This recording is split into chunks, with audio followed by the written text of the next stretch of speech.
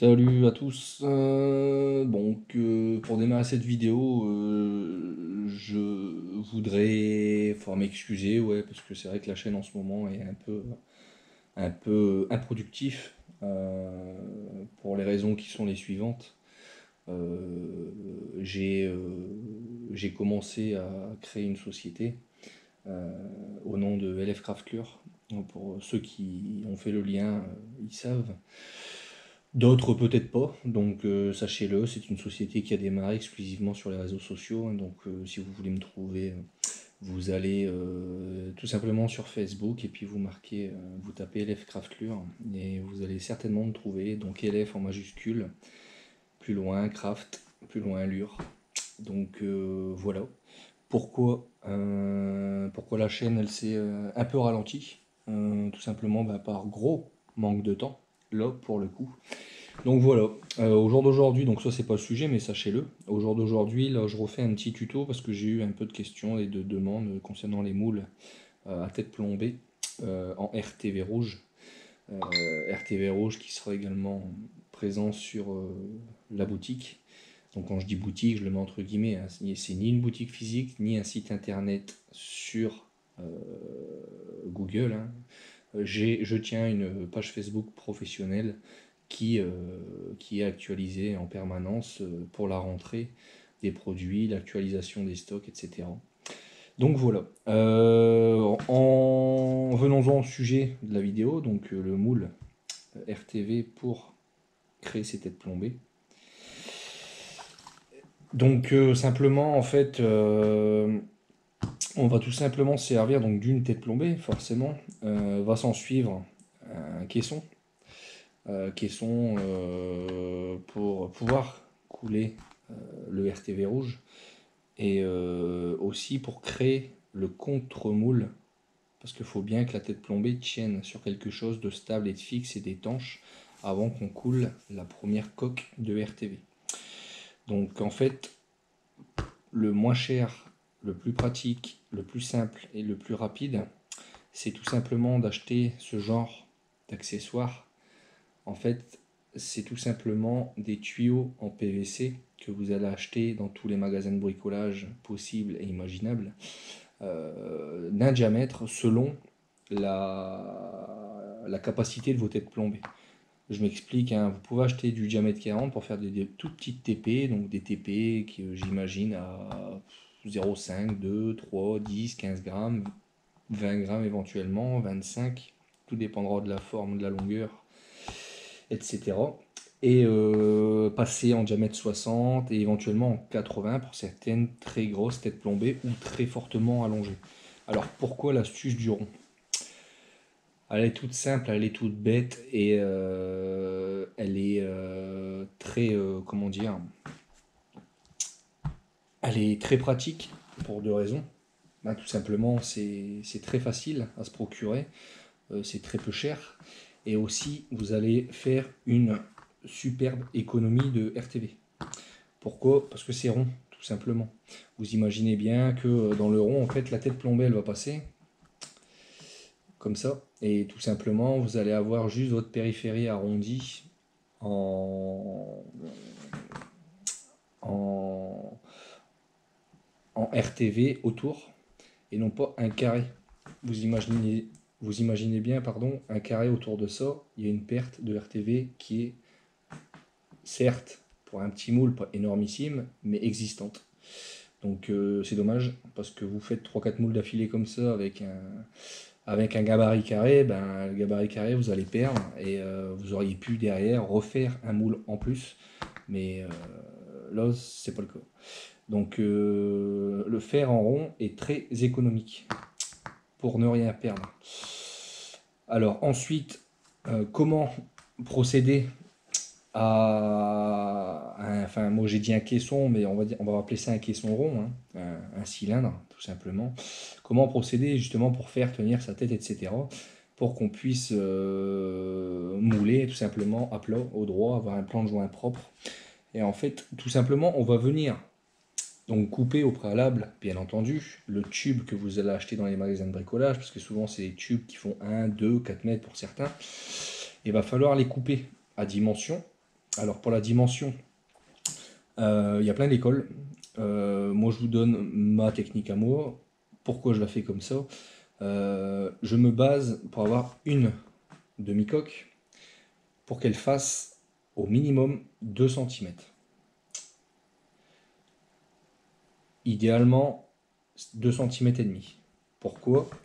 Parce que quand on va remplir cette épaisseur, donc on va partir sur 2 cm, c'était un minimum, je le rappelle. Quand on va mouler la tête plombée dedans, la tête plombée va se retrouver de moitié dans le silicone RTV fini de couler, donc dans une demi-coque. Parce que une demi-coque plus une demi-coque, ça fait une coque entière. C'est votre moule. Fermé, voilà, comme ça. Ensuite, pourquoi faire épais? Tout simplement parce que vous allez couler du plomb en fusion là-dedans. Et plus votre moule va être épais, plus la répartition de la chaleur sera meilleure, plus l'usure de votre moule sera moins rapide. Tout simplement parce qu'il y aura de l'épaisseur autour de la tête plombée. Si vous coulez et que votre RTV arrive 3, 4 mm, 5 mm au-dessus de votre TP, je laisse pas longtemps au moule pour se désagréger très rapidement. Vous allez pouvoir couler des têtes, hein, c'est pas un problème. Mais à mon avis, avec des moules comme ça, vous aurez fait 3, 4, 500, 600, 1000 têtes. Avec un moule beaucoup plus fin, vous aurez fait à peine la moitié. Sachant que, je vais le dire tout de suite, pour pas l'oublier, tout moule RTV rouge, haute température, pour le coulage de tête plombée, donc de métaux à bas point de fusion, il faut impérativement le talquer, mettre du talc dedans. Donc vous achetez du talc, en pot, n'importe où.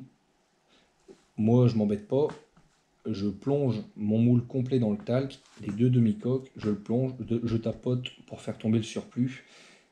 Ensuite je mets mon agrafe ou mon hameçon, je ferme le moule et je coule le plomb. Excusez-moi pour les petits désagréments sonores du téléphone. Tout simplement parce que le talc va protéger votre silicone RTV de la coulée et donc de la fusion, et principalement de la chaleur. Alors, il y aura certainement des questions, mais oui, mais pourquoi le protéger alors que c'est vendu comme silicone RTV haute température? C'est vendu comme silicone RTV haute température parce qu'il est capable de supporter la température. En revanche, c'est du silicone. Donc, un silicone brut comme ça, sans protéger, qui va prendre plus de 320 degrés dans la gueule, si vous ne le protégez pas, vous allez l'user prématurément aussi. Et le talc, en plus de protéger votre moule, il va également vous aider à avoir des têtes plombées propres. Celui qui coule directement dans son silicone souvent a tendance à sortir une TP avec énormément de défauts. Tout simplement en fait c'est parce que le plomb a du mal à prendre dedans puisqu'il n'est pas protégé le silicone et ça fait des petits crépitements sur la tête, des petites bulles, des trucs un peu dégueulasses et c'est à cause du fait qu'il n'a pas été mis en talc au préalable.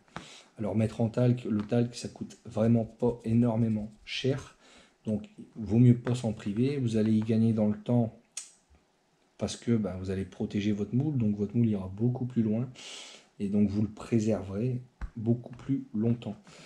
On va en venir donc à la procédure de fabrication, hein. Donc en fait on va se servir donc d'une demi-coque et d'une deuxième demi-coque. Donc là j'ai pris une chute qui traînait, c'est pas la même dimension mais c'est pas bien méchant. Donc vous allez prendre une demi-coque, moi je dirais qu'idéalement vous embêtez pas, vous calculez rien du tout, moi je vous la donne, vous faites minimum 2 cm, vous serez sûr. Encore mieux 2,5. Donc 2,5 par demi-coque, donc pour vous faire un moule de 5 cm. Vous allez vous servir donc de pâte à modeler ou de plastiline. La plastiline est tout simplement une pâte à modeler professionnelle qui donne un meilleur résultat. surtout au lissage, même si avec la pâte à modeler on fait des trucs très propres, c'est pas dérangeant. Donc si vous n'avez pas envie d'acheter de plastiline, n'en achetez pas, allez chercher de la pâte à modeler, ça va très bien aussi. Et puis voilà. Donc on va se servir de la pâte à modeler pour insérer à l'intérieur, pour créer un fond dur, pour pouvoir y insérer la tête plombée, pour qu'elle tienne et pour qu'on puisse couler le RTB au-dessus, pour que le tout soit étanche. Donc avant de mettre la pâte à modeler, vous allez faire des encoches dans votre moule, pardon, sur votre cerclage. Alors j'espère qu'on voit bien, l'encoche. Hop. Tout simplement, cette encoche, elle va servir à quoi? À laisser passer l'hameçon. Pour avoir donc pour avoir le passage de l'hameçon et en fait que la hampe de l'hameçon se retrouve de moitié dans la pâte à modeler ou plastiline. Donc en fait on vient tout simplement tasser la pâte.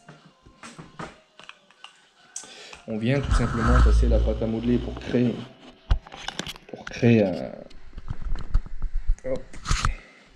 un fond, tout simplement.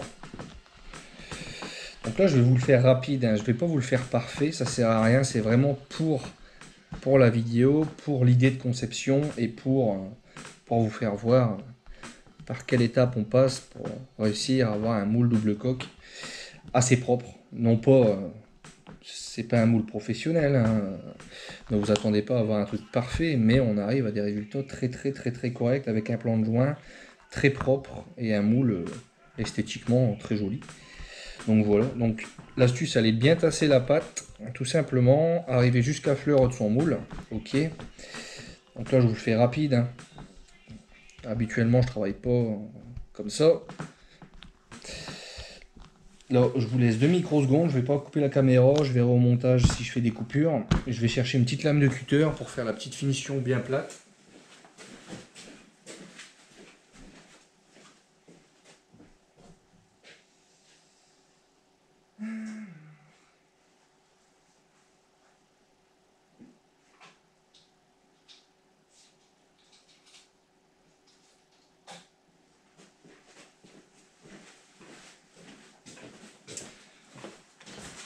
Donc une fois que vous avez fait votre charge, on va appeler ça comme ça, une fois que vous avez chargé votre cerclage, vous allez prendre une lame de cutter très propre, neuve idéalement, et vous allez araser.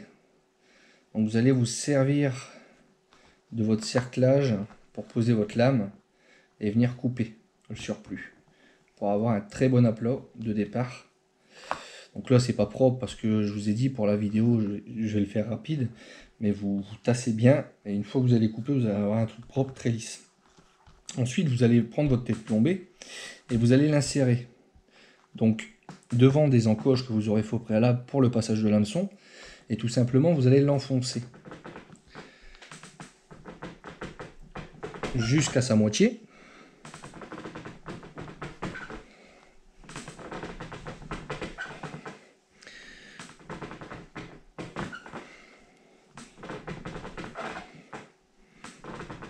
Voilà.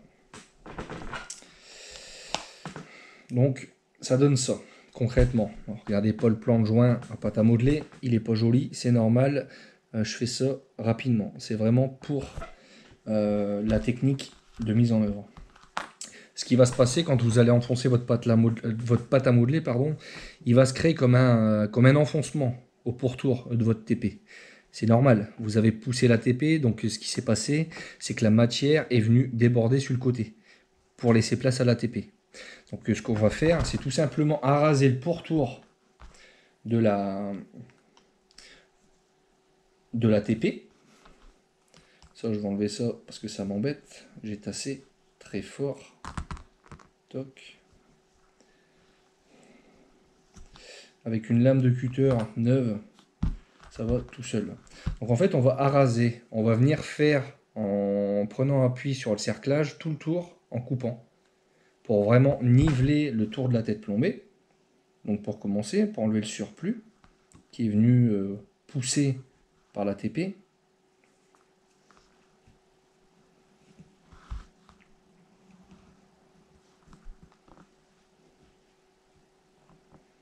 Et vous essayez de rester le plus droit possible, hein, la lame bien droite, le plus perpendiculaire au moule.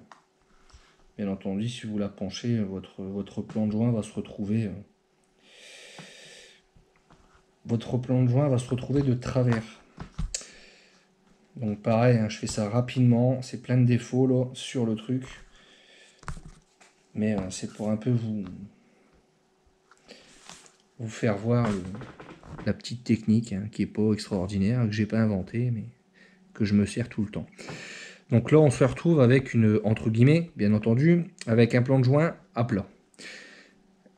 On va venir de suite combler l'enfoncement de l'ATP.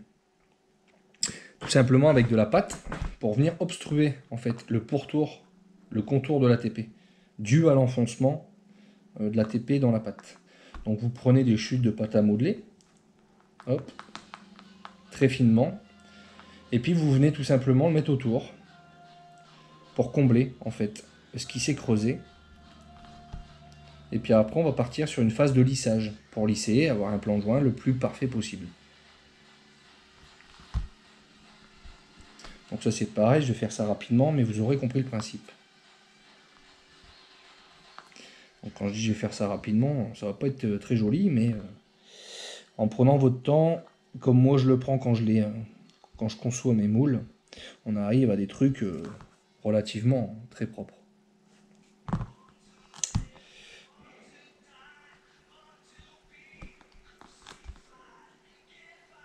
Donc voilà, hop, encore un petit morceau là pour la vidéo. On va essayer de faire les choses bien quand même.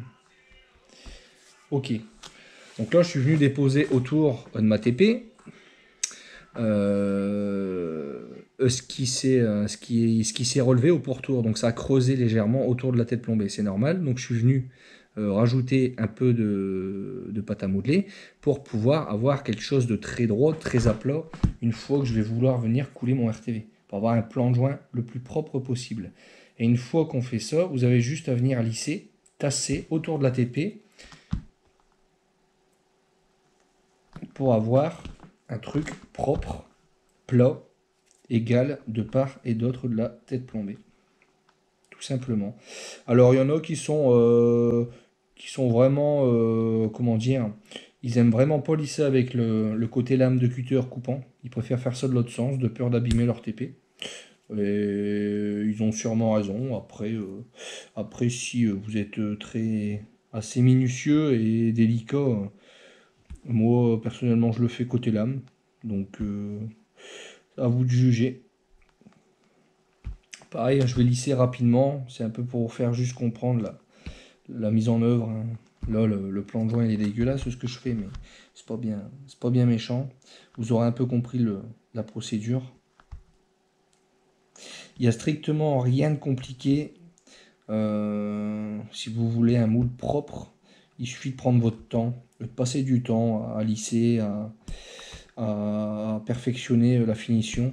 Une fois que votre entre guillemets contre-moule en pâte à modeler est fait, une fois que vous allez couler votre coque RTV, après le tour est joué, hein, vous avez fini. On va dire que ça c'est 80% du moule. Donc prenez un peu de temps pour faire votre plan de joint en pâte à modeler très propre, et puis le reste va se faire tout seul. Le reste, ce n'est que remettre le cerclage au-dessus, le scotcher pour faire une étanchéité entre les deux demi-coques en plastique. Et c'est tout. Donc là, je lisse vulgairement. Hein. On ne me tiendra pas rigueur de la mocheté de mon plan de joint. Là, je vais quand même reboucher ce trou-là parce que c'est vraiment pas beau. Tac. Voilà. C'est vraiment de l'à peu près. Mais vous aurez compris le principe. J'ai encore des petits trous, mais c'est pas bien méchant. Donc là concrètement, enfin théoriquement, on se retrouve avec un plan de joint le plus à plat possible. Même si là c'est pas lissé, je vous l'accorde. C'est pas très propre. Enfin bref. Ensuite, on va tout simplement venir pré-trouer, donc créer les piges, pour que quand on va couler le RTV dans ça, il y ait déjà les trous. Pour que quand vous couliez le RTV, on vienne retrouver ça pour la première demi-coque.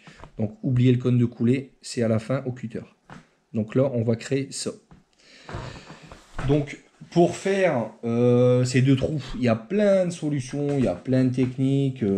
Mèche fer, mèche béton, euh, bouchon de stylo et j'en passe. Et il y a des multitudes de solutions, hein. Là, concrètement, j'ai un stylo devant moi, je ne vais pas bouger, je vais vous le faire avec un stylo.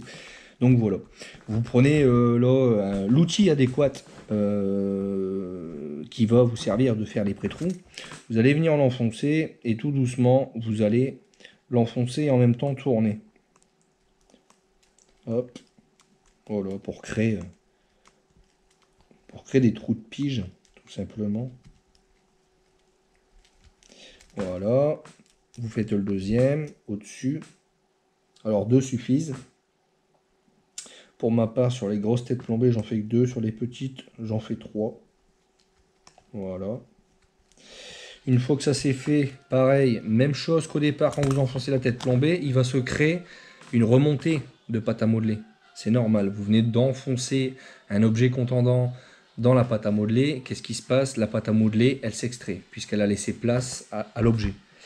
Donc vous refaites la même chose, vous venez recouper tout en suivant votre plan de joint pour supprimer cette collerette qui est, ma foi, très désagréable au moulage. Et dégueulasse, qu'on se le dise. Voilà. Une fois que vous avez coupé, vous prenez votre temps, vous relissez un peu à droite à gauche pour avoir un truc propre. Voilà. Puis vous travaillez vos trous pour les avoir les plus parfaites possibles. Parfait, pardon. C'est le soir, je suis fatigué, la semaine c'est fini. Donc on obtient ce genre de cochonnerie. Blague à part. Non, honnêtement, moi je l'ai en face de moi, c'est très sale, mais c'est pas grave. Je le répète, c'est pour le principe. Et donc à partir de ce moment-là, votre contre-moule tête plombée en pâte à modeler, il est terminé. D'accord. Donc on va de ce pas créer le cerclage qui va lui venir réceptionner le RTV. D'où l'intérêt de la deuxième demi-coque. Donc deuxième demi-coque qui au préalable sera aussi encochée pour le passage de l'hameçon. Et tout simplement, vous allez venir au-dessus du premier cercle pour couler le RTV. Donc vous visez l'encoche au niveau de votre hameçon et ça vous crée un caisson fermé. Avant cette chose-là, vous venez graisser votre plan de joint, donc toute la partie pâte à modeler. Vous venez graisser avec de la graisse de vaseline, ça va très bien, légèrement. Pas besoin d'en mettre trop, ça sert strictement à rien. Vous prenez de la vaseline, vous déposez ça sur votre plan de joint, une petite pointe, et vous venez étaler ça au pinceau le plus fin possible, bien étiré, juste pour graisser légèrement la pâte à modeler pour qu'il n'y ait pas de soucis lors du démoulage quand le RTV rouge il sera propre. Donc vous graissez ça, vous graissez bien les trous, vous en mettez pas partout autour du moule parce qu'il va falloir l'étancher. Une fois que c'est graissé, vous refermez. Et là, tout au pourtour, moi ce que je fais, c'est ma méthode, hein, c'est pas la méthode universelle. Je vais venir prendre un bon scotch de peintre, un scotch papier. Je vais venir l'entourer complètement autour, donc de l'hameçon jusqu'à l'hameçon. Et une fois que je suis arrivé à l'hameçon, j'ai toujours peur qu'il y a toujours un petit peu de RTV qui coule. Et bien je mets tout simplement un bout de pâte à modeler en plus par sécurité pour obstruer le petit risque de fuite à l'hameçon. Tout simplement. Une fois que vous avez fait ça, il n'y a plus qu'à couler le RTV. Avant de couler le RTV, vous avez graissé le plan de joint en pâte à modeler. Vous allez aussi légèrement mettre un peu de graisse à l'intérieur de votre cerclage pour éviter toute adhérence du RTV sur le plastique. Même si elle est quasiment inexistante, ça vous facilitera de toute façon le démoulage. Une fois que vous avez donc coulé le RTV, en moyenne, du moins avec le mien je parle, au bout de 12 heures, le RTV à température ambiante, vous pouvez démouler. Je conseille entre 18 et 20 heures, idéalement selon la taille du moule, 24 heures. Ça, c'est la sécurité. Une fois que vous allez démouler, vous allez tout simplement enlever votre scotch, votre pâte à modeler, et vous retrouvez tout bêtement avec ça. Bien entendu, sans le cône de coulée apparent, puisque le cône de coulée, vous le faites à la fin. Donc vous démoulez, vous vous retrouvez avec ça. Ce qui est logique, on vient de couler dans des trous, donc on se retrouve avec les piges. Tétons, appelez ça comme vous voulez. Donc si vous arrivez à démouler propre comme ça, et que votre contre-moule, enfin que votre moule, pardon, maintenant votre demi-coque en RTV est créé, et que ça reste comme ça, que ça bouge pas, tout simplement, vous prenez votre tête plombée, vous la réinsérez dans votre RTV, et si ça bouge toujours pas, vous remettez votre demi-coque au-dessus, qui elle sera vide. Vous enlevez la pâte à modeler au préalable, bien entendu. Et puis, vous refaites la même opération. Donc, graisse de vaseline sur tout le plan de joint du moulon RTV. Et ça, c'est primordial. Si vous oubliez de graisser votre RTV à ce niveau-là, je vous souhaite bon courage pour démouler. Il faut le savoir que dans 98%, le RTV n'adhère à rien. Par contre, il adhère sur lui-même. Donc, si par malchance, vous avez oublié de graisser votre plan de joint en RTV, il y a probablement de fortes chances que votre moule, il est foutu.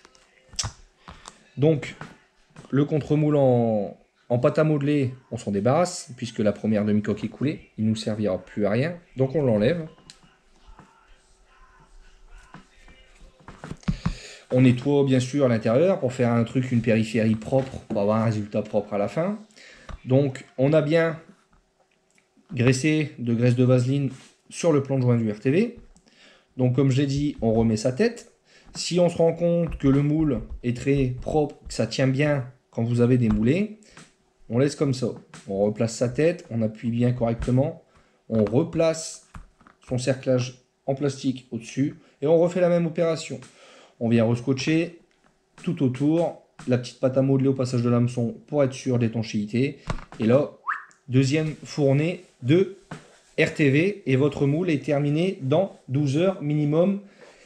18 conseillés, 24 heures idéalement selon la taille du moule. Si jamais, quand vous le démoulez ça, la première demi-coque, votre RTV vous reste dans les mains au niveau de la première demi-coque. C'est simple. Vous le replacez comme je viens de le placer il y a 2 secondes. D'accord. Hop, voilà, vous le remettez dedans. Si jamais vous voyez que ça veut aller au fond, petite astuce, simple, rapide, efficace. Vous reprenez de la pâte à modeler. D'accord. Vous la foutez au cul. Vous poussez. Hop. Et vous venez vous stabiliser sur un plan de travail.